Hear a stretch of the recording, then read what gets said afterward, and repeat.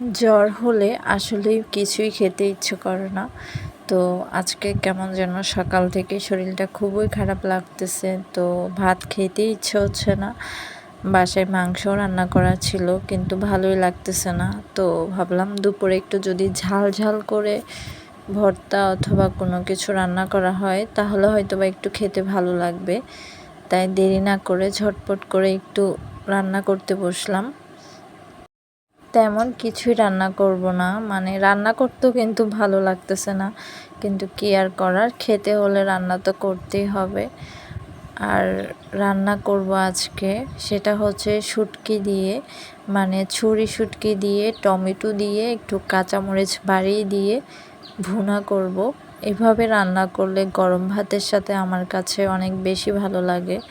আর মনে হচ্ছে জ্বরের মুখে হয়তোবা একটু বেশি ভালো লাগবে।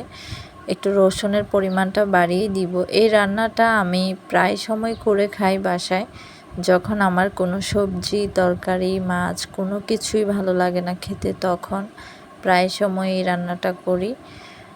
এই রান্নাটা কারা কারা খেতে পছন্দ করো অবশ্যই কিন্তু কমেন্টে জানিও। প্রথমে আমি পেঁয়াজ কাঁচামরিচগুলোকে একটু ভালো করে কষিয়ে নিলাম, একটু লাল লাল করে কষাবো। তারপর পরিমাণ মতো একটু হলুদের গুঁড়ি একটু মরিচের গুঁড়ি দিব। একদমই কোনো মশলা দিব না, কারণ শুটকির সাথে আমার কোনো মশলা বা বেশি কিছু বাড়তি কিছু দিলে মোটেও ভালো লাগে না। শুটকি ন্যাচারালভাবে, মানে খুবই স্বাভাবিক সাধারণভাবে রান্না করলে সেটা একটু বেশি মজা হয়, ভালোই লাগে। আমি আগে থেকে শুটকি টমেটো সব কিছুই কেটে ধুয়ে রেডি করে নিয়েছিলাম।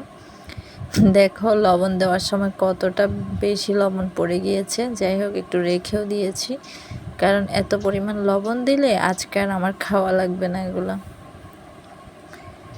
তো ব্যাস, এই রান্নাটা করতে কিন্তু বেশি একটা সময় লাগে না, খুবই অল্প সময়ে হয়ে যায়, শর্টকাটের মধ্যে খুবই মজাদার একটি রান্না।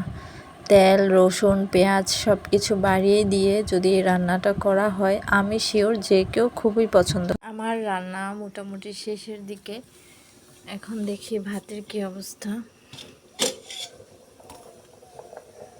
ভাতও প্রায় হয়ে আসছে।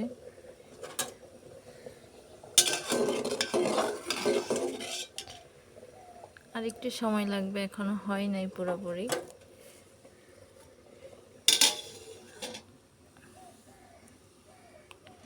ব্যাস রান্না বান্না শেষ, সব কিছু এবার গুছিয়ে নেব।